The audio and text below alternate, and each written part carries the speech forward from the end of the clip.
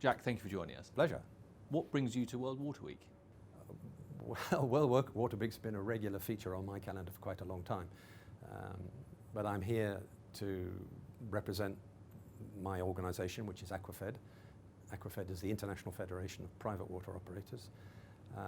And this place has been for a long time a very useful meeting point between practitioners in the water field and the policymakers.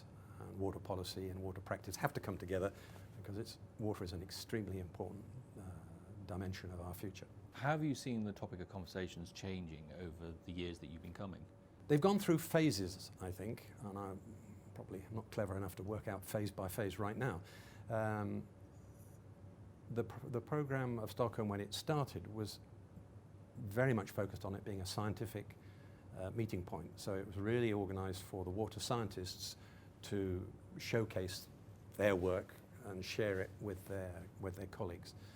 Over time, it's become recognised as a place where policy meets science, and there was a phase which is perhaps not quite as strong as it used to be, but I hope it'll come back, where policy and research and practice met together, and we're very much representing the practical people who deliver water and sanitation services to the population on behalf of their governments. That's what a private operator does every day. We've seen a very close association over the years between the Water Week here and the activities of UN Water, AquaFed being a member of UN Water. So there's a UN Water meeting just before the main Water Week. We also worked very hard a few years ago to try to get the general businesses, not the kind of businesses I represent, but businesses in the food and beverage world, in the energy world and so on, to understand the importance of water to their businesses, but also the importance of them engaging politically in water. And there was a period when they were very active inside the Water Week, but getting to a stage where they've now got so interested in the subject that they actually have an event half on the side and half in. So there have been quite a lot of changes.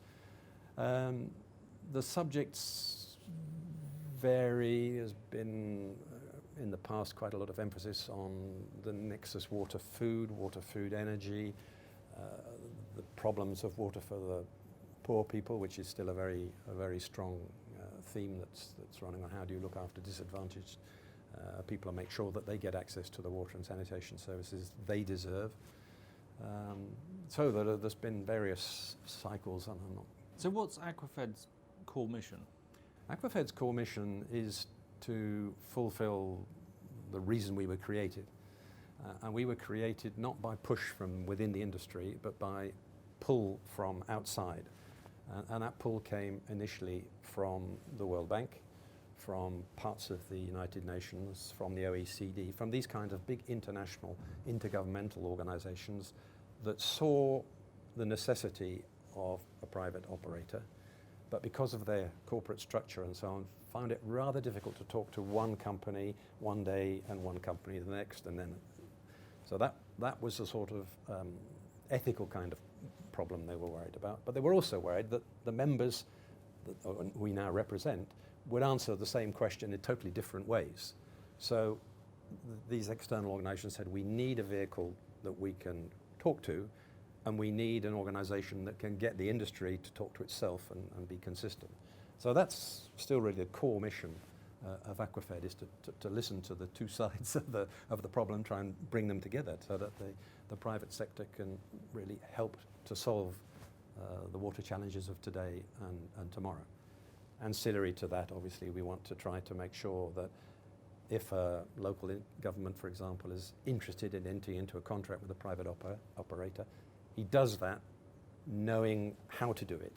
He knows what pitfalls to avoid and what the strong things are, what the role of the public sector is and what the private sector is, which is surprisingly often a very complex position and very badly understood. And that leads to unhappy relationships when happy ones are what we're all looking for. So you say your member base is predominantly private? It's totally private. Well, I say totally private. To be a member of AquaFed, a company needs to be qualified as a private company. So a typical private company is 100% owned by the private sector. We're not that rigorous. We do have openings and we do have members that are jointly owned by the public and the private sector. But today, just for the sake of categorization, they have to be 51% owned by private interests, not 51% owned by the public interest. It's a bit of a false barrier in the end. But, you have to draw the line somewhere. And how effective is that dialogue? I think it's very effective. We've done a lot to help people to understand what the private sector can do and can't do, what it needs to be successful, what you shouldn't do if you want to resolve your water properly. We've made a lot of contributions to the debate on the economics of water, because as you may or may not know, most places water services, not water itself, but water services are organized in a way which is economically unsustainable. They consume more resources than they generate, at least in terms of finance. We've done a lot of work on those sorts of things. We've done a lot of work to show practically how private operators work to satisfy the human right to water and sanitation. We've worked with the special rapporteur, particularly the last one, to help her understand the water industry in general and then the specific dimensions of the private sector. Are there any hot topics that you're dealing with between these different bodies? There are several. The one I would really like to emphasize at the moment is the need globally for us to recognize the importance of water pollution. As you know, we're a lot of people talking now a lot about climate change. If you actually analyze that, climate change is all about air pollution. Now, water pollution is not mapped, not measured in the same way, but it is at least as dangerous as air pollution. And indeed, water pollution and air pollution work together to make the climate change situation worse. But nobody, or very few people, are yet talking enough about water pollution. We're very happy that in our work and our contribution to the UN debate, we were able to position water pollution as being one of the issues that needed to be dealt with in the SDGs. And we've got SDG 6.3, which is dedicated to that, and we're very pleased about that. But of course, having a goal is only part of the problem. We've actually got to do something about it. Now, our membership can do an awful lot to collect polluted waters, convey them to a place where they can be depolluted, either return that water clean to the environment or return it to a quality that is safe to other users so that the water cycle can be spun faster.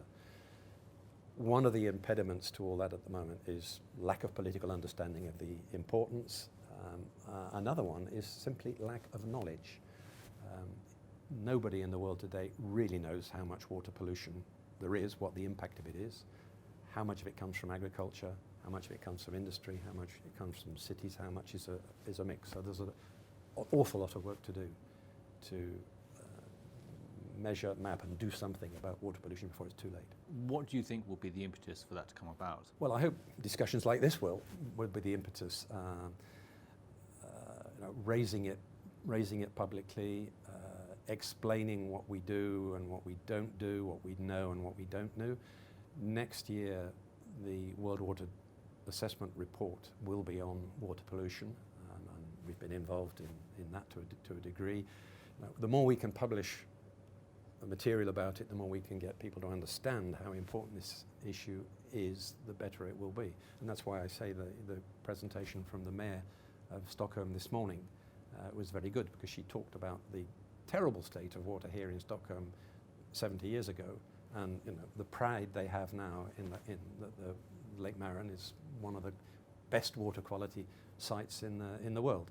So it can be done, and what we've got to do is make sure that people understand it's got to be done. What does the future hold? To be honest, if we don't solve this problem, I think the future is going to be as black as the black waters that we're creating. Joan Rose, in her speech this morning, that's the laureate, underlined the fact that after a lifetime career in water quality and public health protection, she is far from comfortable that our water quality is improving. There may be new pollutants, new, in her case, microbial pollutants, but they're not the only ones that are entering the water stream. And these things kill. You know? Dangerous chemicals kill, pathogens kill. When we get more and more people condensed in cities, the chances of mass killings of people, and I'm sorry to make it sound rather dramatic, but through chemical or pathological pollution are really serious. Well, there's been some large examples of that this year in America. Absolutely. Joan Rose projected a map with the current water pollution crisis in 2016. There was not a continent that was spared. Not a continent that was spared. So I hope I'm not over-dramatizing the subject, but I really do think it's, for a long time it's been called by those of us who are in the sector the blind side of the water sector, the side that people don't see. The water sector itself is relatively invisible, and the blind side is completely invisible, and we really have a job to bring that into the floodlight and start doing something about it. Why do you think that is? I think with water pollution, it's two things. It's so convenient to pollute water, and it's not seen as being a problem that's coming to somebody. It's a problem that they contribute to, but well, let's forget about it. So at an individual level, and for years and years and years, centuries, millennium, people have used water to get rid of rubbish. And it's deeply ingrained in our behaviour.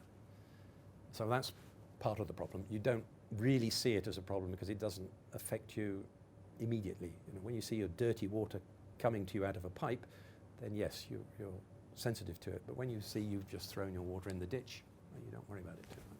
So there's that problem. And then I think the other problem is that the solutions take a long time. And the solution has to have political will and political direction. Politicians don't want to be involved in dirty, stinking water. They don't want to be involved in all the taboos that go with it, and they want quick results. And if you're going to build a sewage network and sewage treatment works, it takes time. Now, I've given that answer to people before, and once or twice I've been taken to task, and that really makes me feel really happy. I used that, exactly what I've just said to you, at Johannesburg in the summit in 2002, and an African woman stood up, and I said, there's no votes in water. An African woman said, you're absolutely wrong. People in this country would vote. So that's a good sign. Then I remember I was brought up in the UK in the 60s, and one of the big events of my life was the high street being dug up because the municipality was putting in a sewage collection network. So there were votes there somewhere for water in the UK too. And maybe it's just a question of where are we in the cursus of development. In many of our countries in the West now, the problem is not putting it in the first time, it's because it's never been maintained. How do we resuscitate these systems? How do we get them working properly? How do we get them performing to a higher standard? And those are all skills and expertise that the members of AquaFed are pretty good at.